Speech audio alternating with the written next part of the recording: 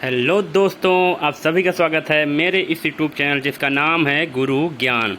दोस्तों, हम लोगों ने कल पढ़ा था जो 20 क्वेश्चन थे आपके किससे जुड़े हुए थे। वो विविध से जुड़े हुए क्वेश्चन थे, जिसमें से कुछ 5 क्वेश्चन आपका हिंदी के भी कुछ क्वेश्चन थे, करंट अफेयर के भी क्वेश्चन थे, पॉलिटी के थे, हिस्ट्री के थे, तो यूपी स्पेशल से भी थे।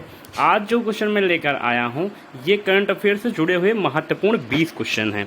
इसका हम लोग पढ़ेंगे। दोस्तों, अगर आप मेरे चैनल पर नए हैं तो आप मेरे चैनल को सब्सक्राइब भी कर सकते हैं। आपको चैनल पे आने के बाद आपको चैनल के दाहिनी तरफ एक रिंग दिखेगी, आपको घंटी टाइप की, उसको आपको दबाना है और चैनल सब्सक्राइब हो जाएगा।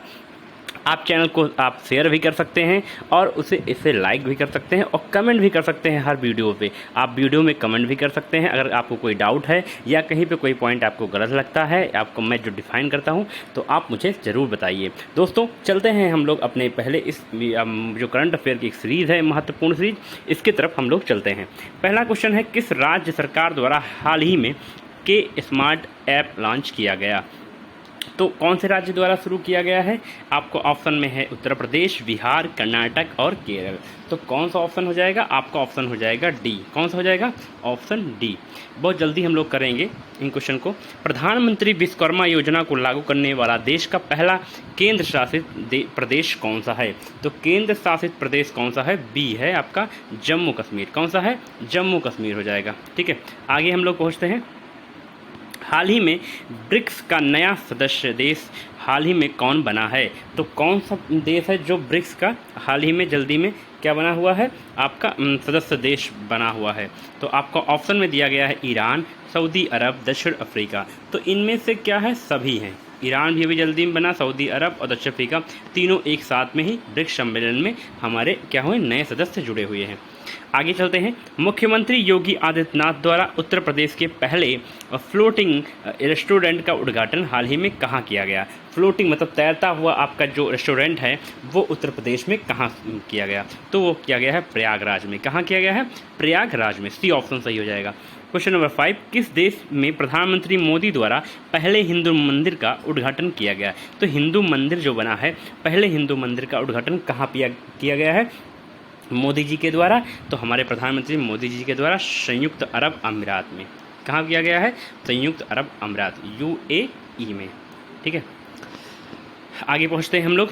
अंतर्राष्ट्रीय प्रकाश दिवस किस तिथि पर मनाया जाता है? तो अंतर्राष्ट्रीय प्रकाश दिवस कब मनाया जाता है आपको बताना है। इसमें कौन सा ऑप्शन सही हो जाएगा? इसमें कुछ जगहों पे आपका बी ऑप्शन देता है और कहीं पे डी ऑप्शन देता है। इन दोनों में आपको बताना है कमेंट बॉक्स में कि इसमें से कौन सा ऑप्शन प्रकाश डे के लिए सही है। 18 मई है कि 16 मई है? ठीक है, अंतर्राष्ट्रीय प्रकाश दिवस कब मनाया जाता है ये आप सबको बताना है। ठीक है, तो आप सबको बताना है इसमें कौन सा ऑप्शन आपका सही है। ठीक है, आगे हम इसमें कहा गया है कि क्या कहा गया है? प्रकाश दिवस कब मनाया जाता है? तो इसमें आपका ऑप्शन है 14 मई, 16 मई और 18 मई। ठीक है, तो आपका ऑप्शन मेरी तरफ से जो है वो बी ऑप्शन सही है, 16 मई। आप लोग बताइएगा कौन सा सही है? 16 मई ही मेरी तरफ से सही है।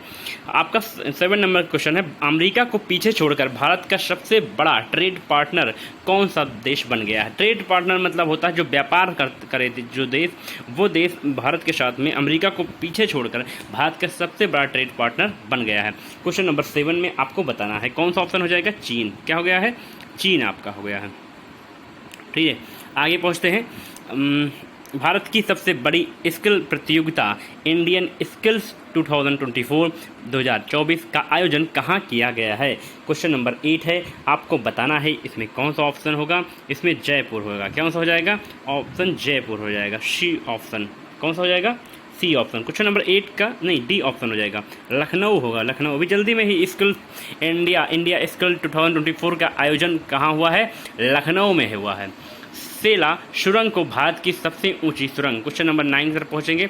सेला सुरंग को भारत की सबसे ऊंची सुरंग की मान्यता दी गई है। ये किस राज्य में अवस्थित है? ये किस राज्य में स्थित है? तो आपको बताना है कौन सा ऑप्शन हो जाएगा? इसमें मध्य प्रदेश, अरुणाचल प्रदेश, तमिलनाडु, उड़ीसा। तो बी ऑप्शन हो जाएगा अरुणाचल प्रदेश। कौन सा हो जाएगा? अरुणाचल प्रदेश। आपका ऑप्शन नंबर 20 सही हो जाएगा। क्वेश्चन नंबर 10, किस भारतीय फुटबॉल खिलाड़ी ने अंतर्राष्ट्रीय फुटबॉल से संन्यास ले लिया है? कौन सा खिलाड़ी लिया है? अभी आपको ये क्वेश्चन तो जरूर पता होना चाहिए।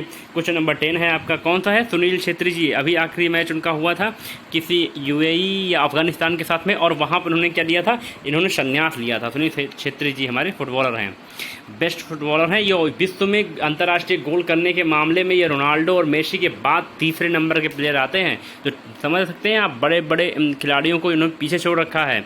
ठीक है, आगे हम लोग पहुँचते हैं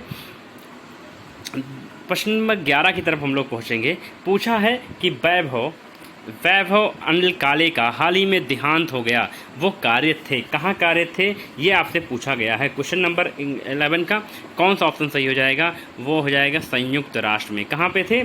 संयुक्त राष्ट्र में थे। अब बताना है आपको कि संयुक्त राष्ट्र में कौन से पद पे थे। ठीक है, आगे बताना है। सुल्तान अजलन शाह ट्रॉफी 2024 हाल ही में किस देश ने जीती है? तो सुल्तान अजलन शाह हॉकी कौन सी टीम ने जीता है, ये आपको बताना है। तो 12 का ए हो जाएगा जापान ने। किसने जीता है?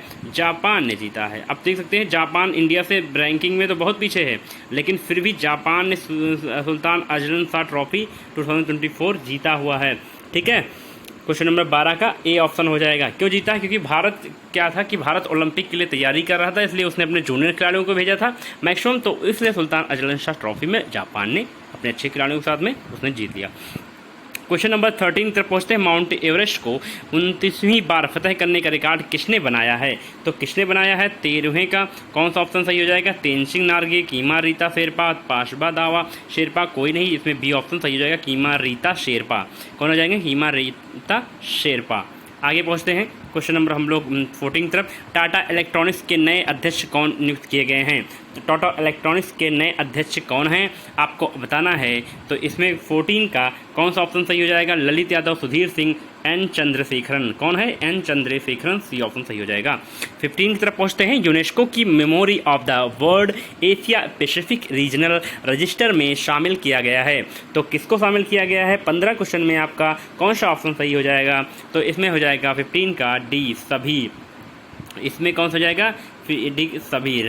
सहदृश्य लोकन पंचतंत्र तंत्र और रामचरितमानस पंचतंत्र सहदृश्य लोकन, इसमें से सभी को इसमें क्या क्या शामिल किया गया? किसमें शामिल किया गया इसको? यूनेस्को की memory of the world Asia Pacific regional register में शामिल किया गया है। क्वेश्चन नंबर 17 की तरफ पहुँचते हैं। इदाशीसा नोगरांग किस राजा की पहली महिला DGP बनी हैं? तो आपको बताना है किस राज्य की पहली DGP महिला बनी हैं। तो ये बताना है आपको कि इंद्रशीषा नोगरांग किस राज्य की पहली महिला DGP बनी हैं। क्वेश्चन नंबर 16 है, तो आपका ये ऑप्शन हो जाएगा बी। कहाँ की बनी है? मेघालय की बनी है। कहाँ की बनी है? मेघालय की बनी हुई है। ठीक है, मेघालय का बी ऑप्शन सही। 17 वर्ल्ड हाइड्रोजन समिट 2024 का आयोजन कहाँ किया गया है? तो वर्ल्ड हाइड्रोजन समिट 2024 का आयोजन कहाँ किया गया है? ये हो जाएगा 17वें का ए, नीदरलैंड हो जाएगा। कौन सा हो जाएगा? नीदरलैंड। 18वें क्वेश्चन की तरफ पहुँचते हैं। किस देश में स्थित इबू ज्वालामुखी हाल ही में फट गया? तो ये कहाँ पे है इबू ज्वालामुखी? ये इंडोनेशिया में है। इंडोनेशिया में कौन कौन से ज्वालामुखी हैं ये आप हमको आप कमेंट में ज़रूर बताइएगा कि कौन कौन से हैं हमारे इंडोनेशिया में। ठीक है, आपको बताना है। आगे पहुँचते हैं। उत्तर प्रदेश कैबिनेट ने कहाँ मंदिरों का संग्रहालय बनाने का प्रस्ताव को मंजूरी दी है? तो कहाँ मंदिरों का संग्रहालय बनेगा? तो वो कहाँ पे बनेगा? उत्तर प्रदेश कैबिनेट ने मंजूरी दी है। 19वें का कौन सा ऑप्शन सही हो जाएगा? सी, अयोध्या। यहाँ रामायण संग्रहालय भी है, हम जिसे बोलते हैं क्या? रामायणा म्यूजियम, ऐसे बोलते हैं ना। आगे पूछते हैं। 12वें विश्व हिंदी सम्मान से किसे सम्मानित किया गया है? तो आपका जो सम्मानित किया गया हिंदी सम्मान से, उसे किसे सम्मानित किया गया है? 20 का सी है, डॉक्टर उषा ठाकुर जी को। उषा ठाकुर जी को। ठीक है,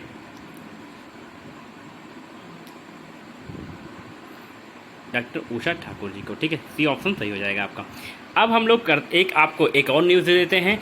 आप इनका चेहरा तो आप जानते ही होंगे, और इनको अगर आप नहीं जानते हैं तो आप जान लीजिए और जानते भी रहिए।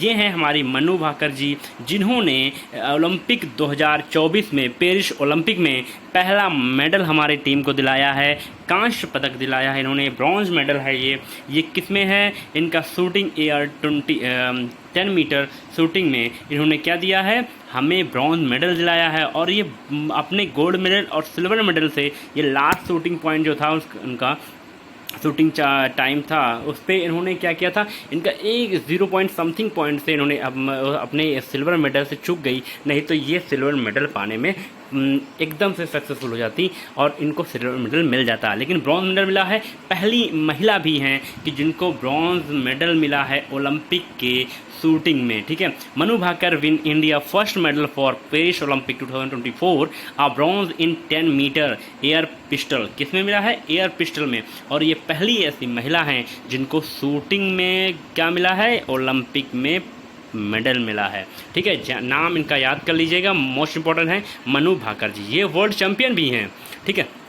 तो इसके लिए आप सभी को बधाइयाँ। और आप ये भी देखिए कि लड़कियों ने, महिला शक्ति ने हमारे देश को पहला मेडल दिलाया है और नाम रोशन किया है अपने देश का, ठीक है। आगे हम लोग ऐसे पढ़ते रहेंगे, आगे फिर मैं वीडियो आपके साथ लाता रहूँगा, अच्छे अच्छे वीडियोस क्वेश्चन लाता रहूँगा जो पेपर के लिए बहुत महत्वपूर्ण है। आप मेरे चैनल पर जुड़े रहिए, मेरे चैनल के साथ जुड़े रहिए, लगातार बने रहिए। आप मेरे चैनल को सब्सक्राइब कीजिए, शेयर कीजिए और सभी को आप इसे शेयर जरूर कीजिएगा, ठीक है दोस्तों। फिर मिलते हैं अगले वीडियो में, तब तक के लिए धन्यवाद, बाय बाय।